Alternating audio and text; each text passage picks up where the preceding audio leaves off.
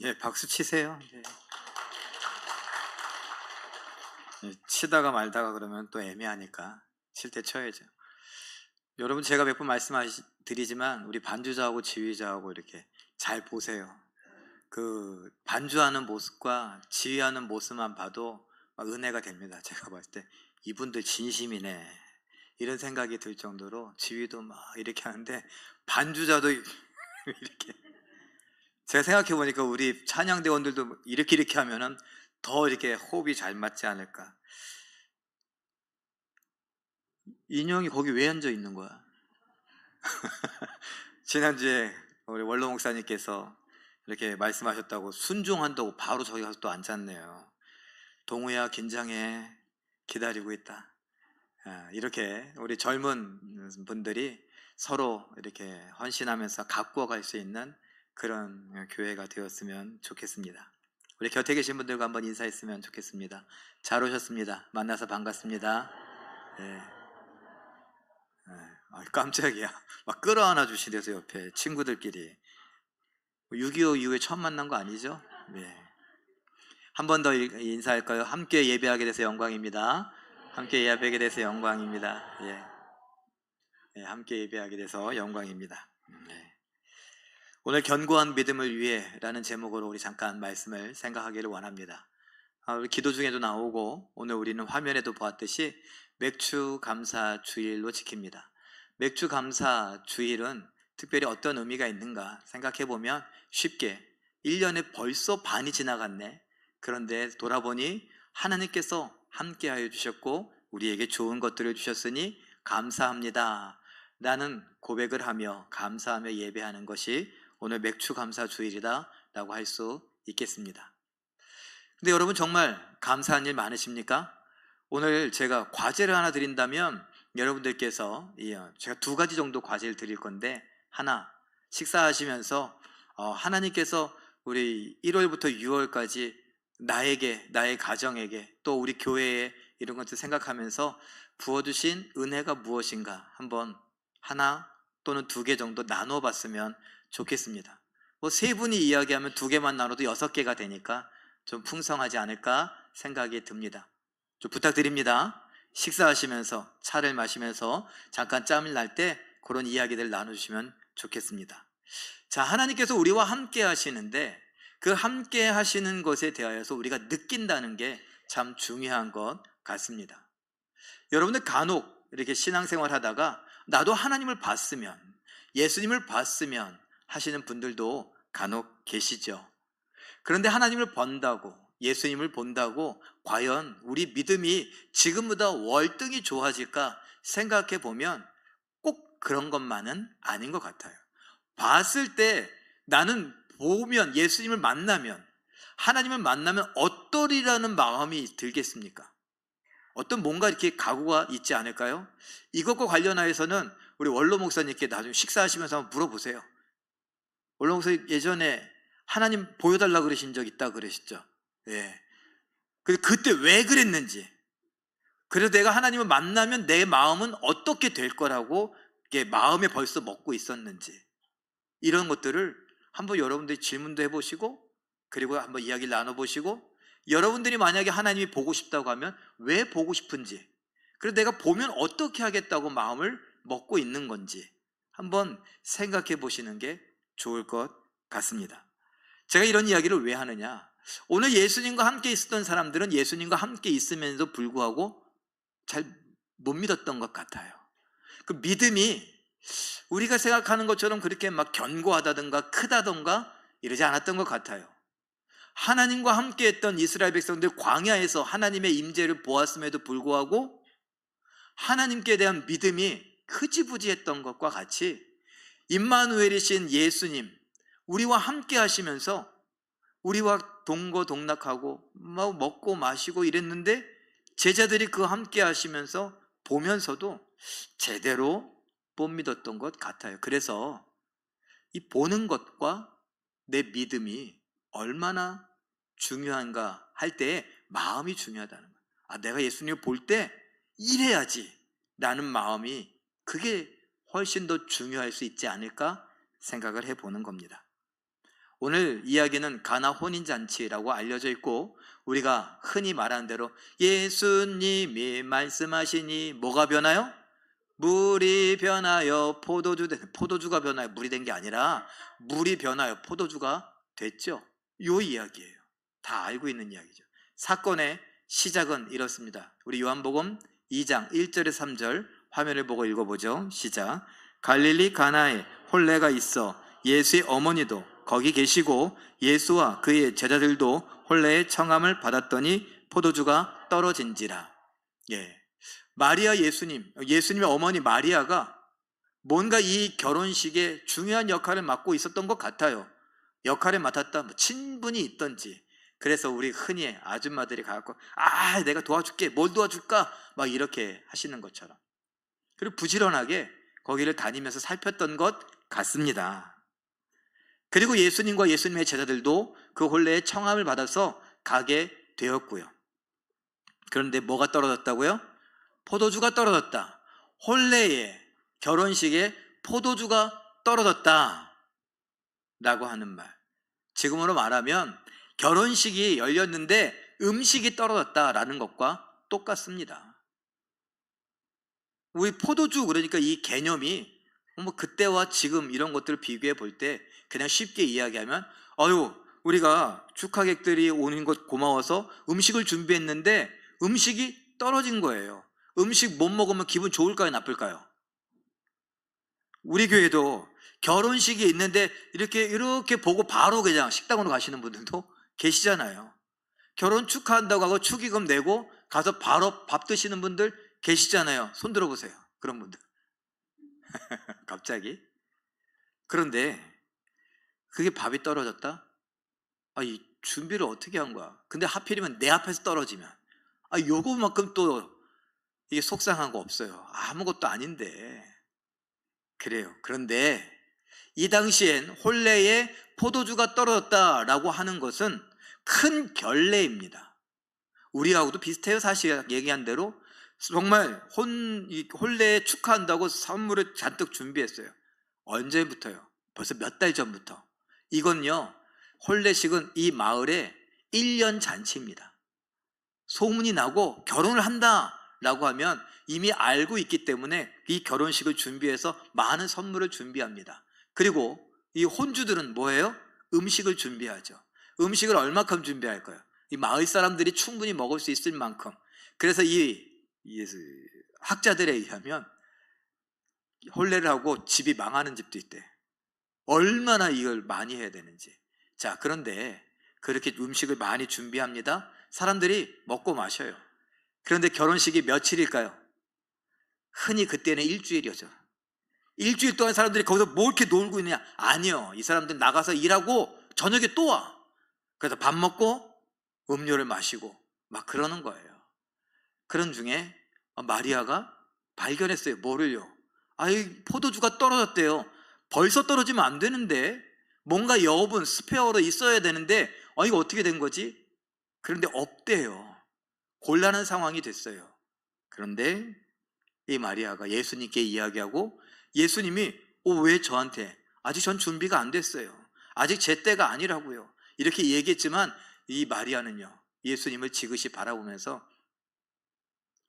눈빛으로 말하는 거 있잖아요. 그래도 해야지, 뭘 때가 아니고 뭐 이렇게 말이 많아, 이런 식으로 눈빛으로. 근데 제가 이것을 애니메이션이 있거든요. 그 예수님의 가나 혼인잔치를 애니메이션인데 정말 잘 표현했더라고요. 마리아가 이러니까 예수님이 이 눈으로 얘기하면서 예수님이 일어나시더니 여기 항아리 있는 데 가서 하인들에게 얘기하시고 그러더라고요.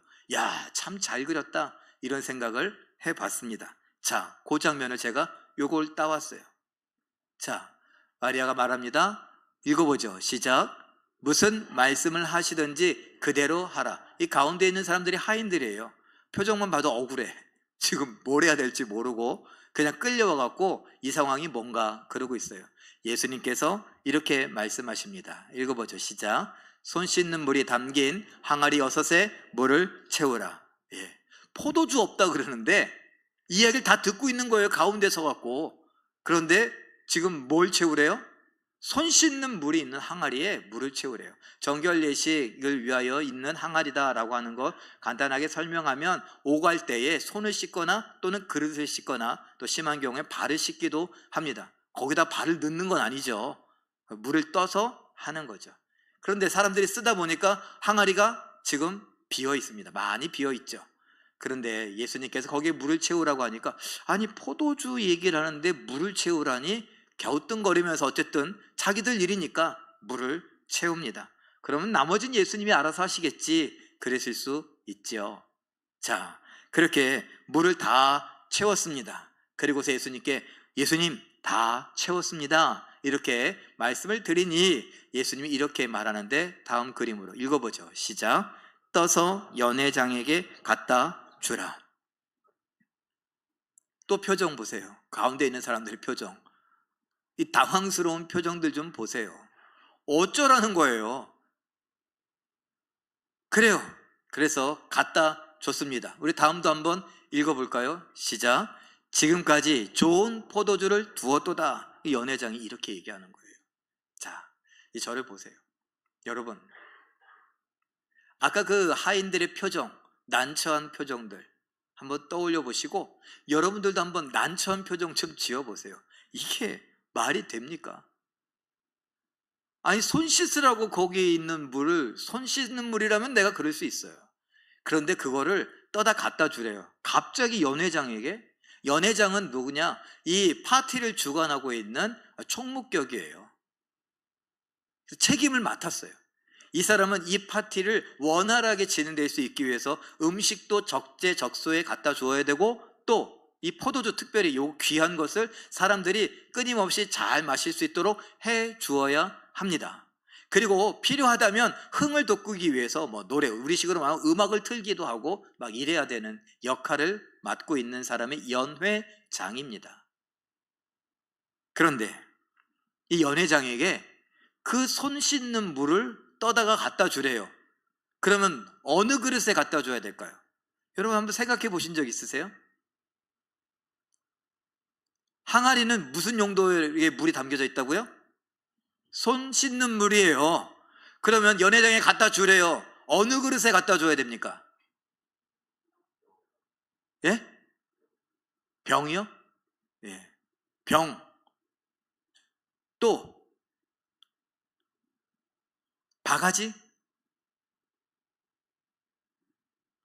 아니 손 씻는 물인데 연회장에 갖다 주라고 그러는 건 갑자기 손 씻으라는 겁니까?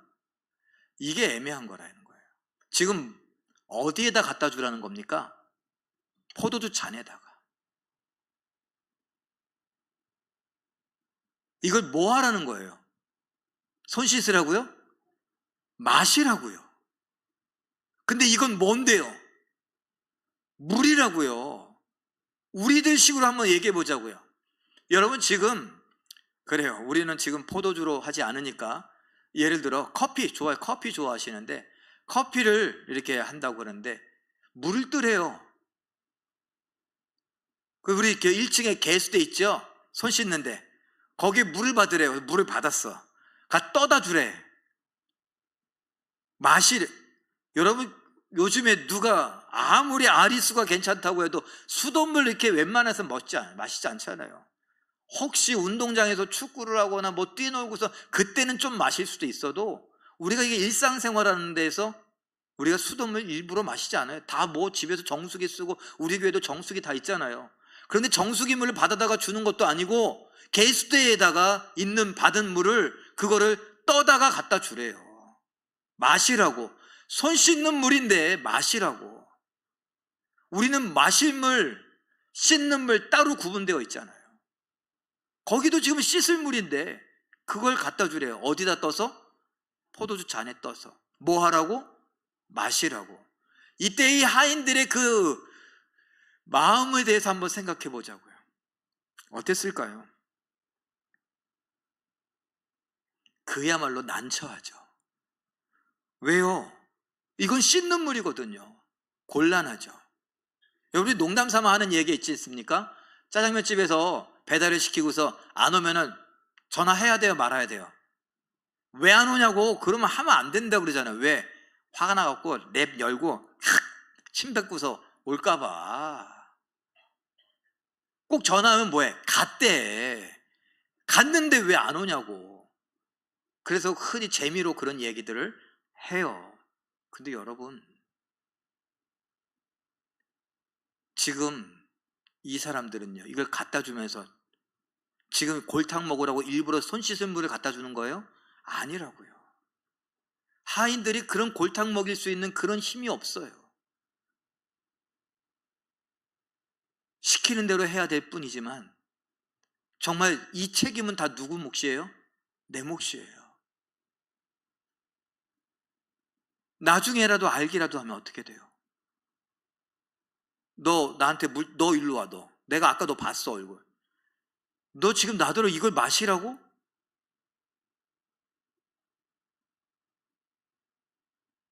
여러분들, 지금 이 하인들의 그 심정을 저희가 잠깐 생각해 보자는 거예요. 하인이라고 했지만 노예죠. 노예들은 뭐라고 말합니까? 할 말이 없어요. 노예는 주인이 시키는 대로 해야 돼요. 곤란해요. 난처해요. 창피해요. 무서워요. 두려워요. 그건 온전히 자기 몫이고 시키는 대로 해야 됩니다. 여러분, 우리 모두가 하인이었다라고 생각한다면 어떻게 하시겠습니까? 제가 예상하건대 적어도 우리 교회의 95% 이상은 배째라고 할 겁니다. 고분고분하지 않을 겁니다. 참나, 아무리 그래도 그렇지 이게 지금 될 법한 얘기입니까? 여러분, 아무 의심 없이 이걸 할 수 있으신 분 계십니까? 제가 보니 그래요. 우리 성도님들 따지기 좋아하고 이치를 잘 따지고 그런 것들, 그래서 고분고분하지 않고 순종적이지 않고 그러니 그렇다는 거예요.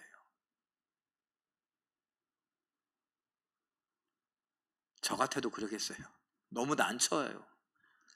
잘못하면 내가 맞을 수도 있는데, 아니면 잘못하면 죽을 수도 있는데 어째서 나한테 이런 거를 시키지?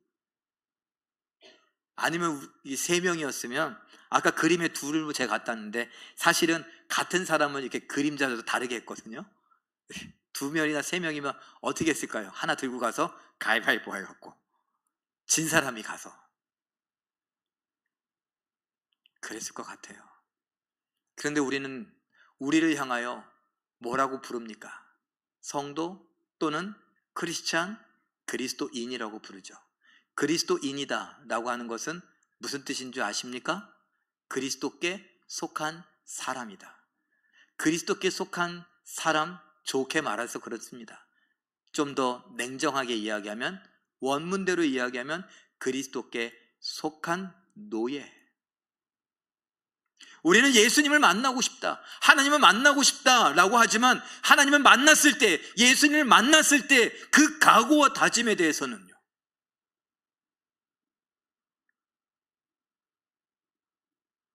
생각해 봐야 된다는 겁니다. 예수님이 우리에게 연회장에 갖다 주라라고 했을 때 우리는 과연 포도주 잔에 그 물을 떠다가 갖다 줄 수 있겠냐는 말입니다. 어쨌든 했더니 그 결과가 무엇입니까? 요한복음 2장 10절 읽어봅니다. 시작. 사람마다 먼저 좋은 포도주를 내고 취한 후에 낮은 것을 내거늘 그대는 지금까지 좋은 포도주를 두었도다. 지금까지 좋은 포도주를 두었도다. 지금 어떻게 해요? 일반적으로 말하면 좋은 포도주를 먼저 내오기 때문에 그걸 맛보죠. 그럼 좋은 포도주에 입이 익숙해 있단 말이에요. 그런데 이 좋은 포도주를 익숙한 입에 뭐라 그래요? 지금까지도 좋은 포도주가 있대? 이거 뭐예요? 이 맛을 보니까 좋다는 거예요. 좋은 포도주의 입이 길들여지고 익숙해졌는데 더 좋은 맛을 느껴야지만 좋다고 말할 수 있지 않겠습니까? 제가 하고 싶은 말은요, 지금 더 좋다는 거예요. 최고의 맛이라는 거예요. 그래야 이전에 좋았던 맛을 더 좋게 느낄 수 있게 하니까요. 그림으로 표현해 봤습니다. 여러분, 지금 손이나 발을, 그릇을 씻을 물 담는 항아리에 거기에서 물을 떠다가 즉 연회장에 갖다 주라고 하는 명령에 누가? 하인들이 순종했습니다. 그 결과가 무엇이라고요? 이전보다 더 좋은 포도주, 잘 만들었던, 사람이 잘 만들었던 포도주보다 더 좋은 포도주가 됐어요. 물이 변하여 포도주 됐습니다. 손 씻는 물이 변하여 포도주가 됐습니다. 최고의 포도주로 말이에요. 무엇 때문에? 말씀 때문에. 그리고 그 말씀의 순종 때문에.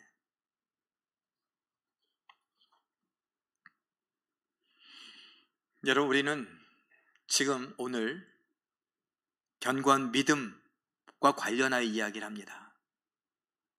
믿음은 무엇일까? 이런 생각을 해보며 이 말씀을 제가 준비하는데, 지난주에 원로 목사님께서 하셨던 말씀이 떠오르더라고요. 그래서 한 번 더 인용합니다. 그림을 보죠. 이 겨자씨예요. 겨자씨가 작지 않아요. 제가 겨자씨라고 받았던 게 있거든요. 근데 속았더라고요. 그건 담배씨래요. 겨자씨를 저기 이스라엘에 가니까 사람들이 겨자씨가 작다 그러잖아요. 그러니까 이게 담배씨가 더 작거든요. 제일 작은 씨, 담배씨를 코팅을 해갖고 이렇게 나눠주면서, 그게 여러분들에게 제가 몇 번 말씀드린 대로 뭐하고 왔냐면 정말 볼펜 점 찍은 거하고 똑같아요. 그런데 실제로 겨자씨는 우리가 말고 좁쌀 같은 거 있죠? 뭐 고만한 크기예요. 요 설교를 한다고 우리 요셉부의 정의정 전사님은 진짜 또 겨자씨를 사왔네. 그래갖고 막 이렇게 좁쌀만한 거 이만큼, 이거 나눠줄까요? 또 됐어요. 또 그걸 뭘 또 하나씩 나눠줘, 귀찮게. 보면 됐잖아요. 좁쌀만 해요. 그런데 왜 담배씨도 있는데 왜 겨자씨라고 했을까요? 그냥 흔히들 문화적으로 이스라엘 사람들은 제일 작은 거 얘기할 때 뭐라 그래요? 겨자씨만 하다. 그냥 흔히들 그렇게 이야기하는 거예요. 우리 뭐만 하다? 눈곱만 하다, 좁쌀만 하다, 뭐 이렇게 말하는 것과 똑같이요. 자, 그렇게 작은, 가장 작은 겨자씨만한 믿음이 우리에게 있더라면, 그리고 예수님이 말씀을 하시는데, 다시 화면을 보고 읽어볼까요? 누가복음 17장 6절 시작.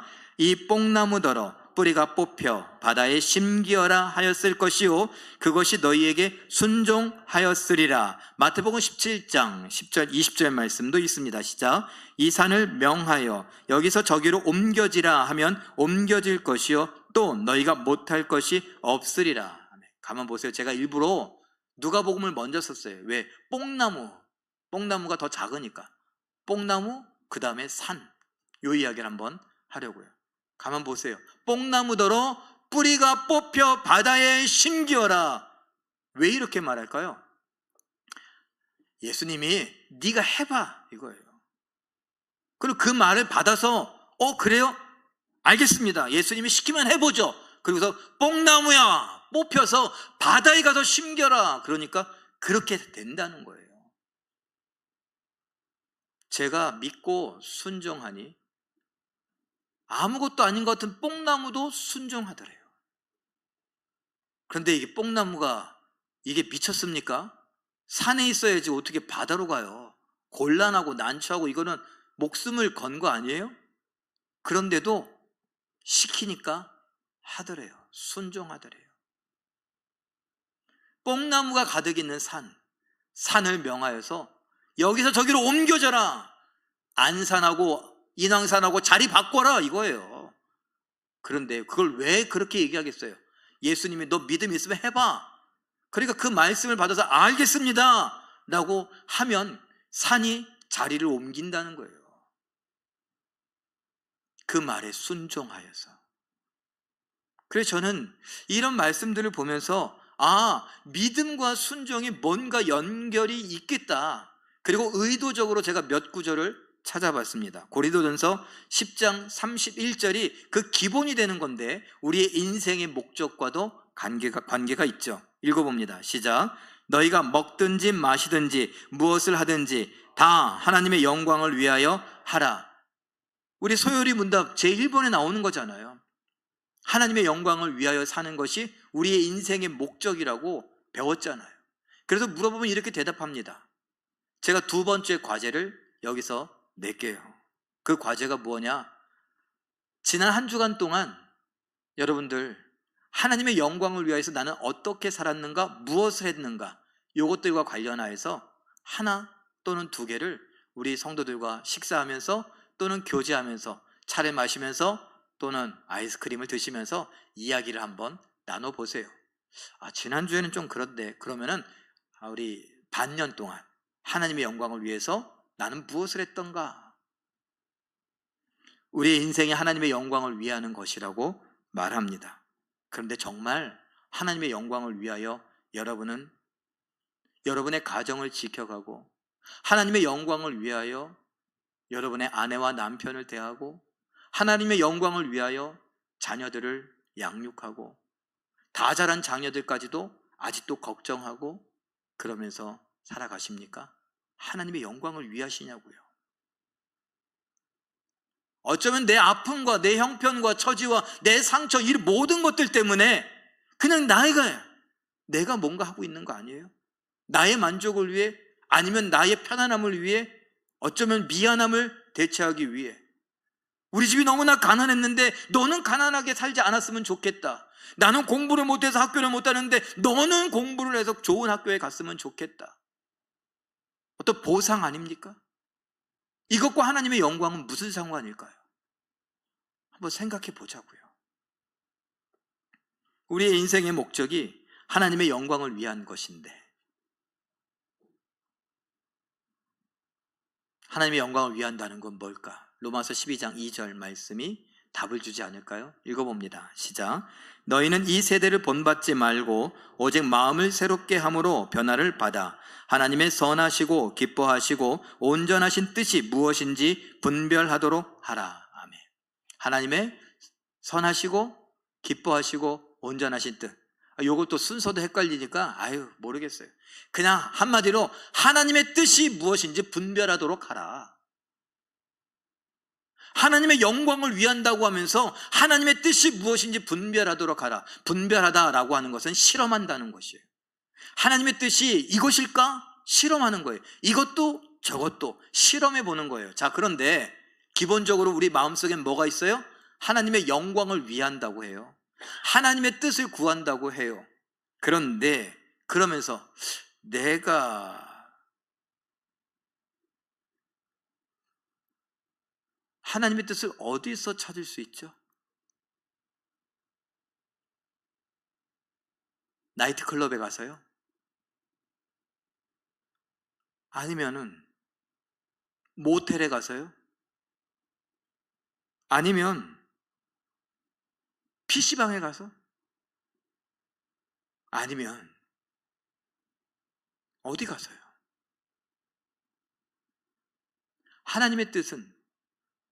하나님의 뜻을 분별한다고 하면서 실험한다고 하면서 전혀 하나님의 뜻도 아닌 내 욕심과 내 정욕과 내 자랑과 이런 것들을 갖고 와서 하나님 이거 기뻐하시는 거 아니에요? 하나님의 뜻 아니에요? 이런 거 아니냐는 거예요. 제가 몇 번 말씀드렸죠. 우리 아이들이 스카이, 서울대, 연세대, 고려대 가는 것이 하나님께 영광 돌려드리는 것 맞습니까? 한번 여러분들 생각해 보세요. 우리 자녀들이 아니면 우리 남편이나 우리 아내가 대기업에 들어가서 직장 생활하는 것이 정말 하나님께 영광입니까? 우리 아이가 중간고사, 기말고사를 잘 보는 것이 하나님께 영광입니까? 우리 아이가 이번에 무슨 대회에 나가서 상을 받는 것이 하나님께 영광입니까? 생각해 보자고요. 나 좋으라고 하는 거 아닙니까? 그런데 우리는 그것을 하나님의 영광이라고 합니다. 하나님의 뜻은 이 말씀 가운데 있고 여기에서 이건가? 하고 갖고 와서 이게 하나님 뜻입니까? 하고 테스트해 봐야 되는데 그게 아니라 다른 걸 갖고 와갖고 하나님의 뜻이냐고 계속 우기는 거예요. 이거 하나님의 뜻 아닙니까? 하나님의 뜻이죠. 하나님의 뜻이어야만 합니다. 이렇게요.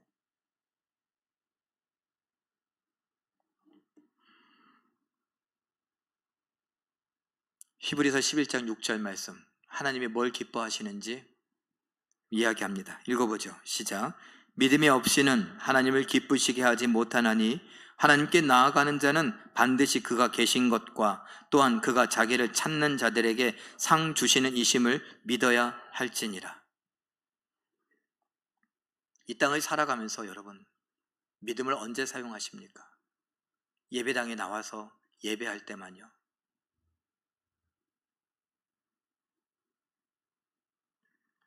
저는 날마다 믿음을 사용하고자 다짐을 하면서도 잘 안 됩니다. 특별히 인간이라고 했죠. 사람들 사이, 이 사회성이 제가 부족한가 봐요. 사람들과의 관계를 맺는 거.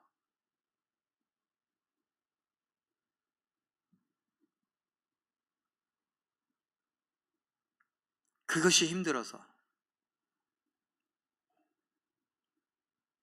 어떻게 될지 모를 때가 있습니다. 저보다 나이가 많으시고 인생을 오래 사시고 하셨던 여러분들은 그때그때 믿음을 어떻게 사용하십니까? 믿음이 없이는 하나님을 기쁘시게 할 수 없다. 그럼 믿음이 있어야 하나님을 기쁘시게 하는데 그 믿음은 뭡니까? 믿음은요, 대부분 우리의 인생에 있어서 믿음이라고 하는 건 기분과도 관계가 있더라고요. 내 기분, 내 마음, 내 감정. 그래서 제가 은혜 받았다는 말 함부로 하지 말자라고 하는 것도 그거예요.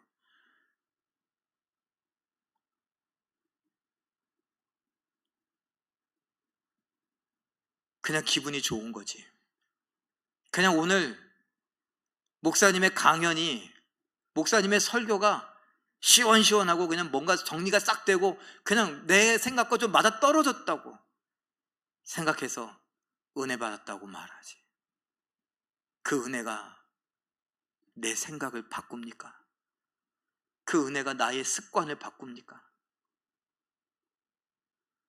그 은혜가 나의 말투를 바꾸냐고요. 하나님의 은혜가 그 정도도 안 됩니까? 그러니 우리가 믿음으로 산다는 것 잘 생각해 봐야 해요. 제가 아까 말씀드렸죠. 믿음과 순종이 뭔가 관계가 있지 않을까? 그래서 시작한 이야기들입니다. 그래서 제가 한 구절 더 준비했는데 사무엘상 15장 22절 읽어봅니다. 시작. 여호와께서 번제와 다른 제사를 그의 목소리를 청종하는 것을 좋아하심같이 좋아하시겠나이까? 순종이 제사보다 낫고 듣는 것이 순양의 기름보다 나으니, 뭐예요? 한마디로 말하면 순종을 하나님이 기뻐하신다. 예배, 제사 이런 것보다 하나님이 순종을 기뻐하신다 라고 말합니다. 믿음을 기뻐하시고 순종을 기뻐하신다. 아, 여기 뭔가 관련이 있으면 뭔가 하나로 뭉쳐야 되는 성경 구절은 없을까? 있어요. 히브리서 11장 6절 말씀 읽어봅니다. 시작. 믿음으로 아브라함은 부르심을 받았을 때에 순종하여 장래의 유업으로 받을 땅에 나아갈새 갈 바를 알지 못하고 나아갔으며. 똑같습니다.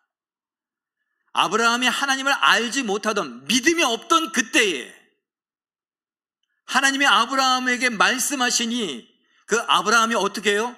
갈 바를 알지 못하고 아까 하인들과 똑같이 난처하고 곤란하고 위험에 처해 있고 두렵고 떨리는 마음이 있는데 이것을 해야 된다라고 하는 거예요. 정말로 해야 되나? 그랬더니 믿음으로 해야지라고 결단한 거예요. 순종한 겁니다. 믿음은 순종을 일으킵니다. 그리고 그 순종은 믿음을 보여줍니다. 그리고 오늘 말씀을 제가 생각해 보니, 이 하인들도 믿음 없이 순종했는데 그게 믿음을 낳기도 하는구나 라고요. 그래서 믿음과 순종의 관계를 그림으로 이렇게 표현해 봤습니다. 원래는 우리가 아는 대로라면 믿음이 먼저 있고 순종이 뒤에 있어야 돼요. 그러나 오늘 말씀과 아브라함의 경우와도 보더라면 이런 거예요. 일단 순종해 보니까 믿음이 생기더라는 거예요.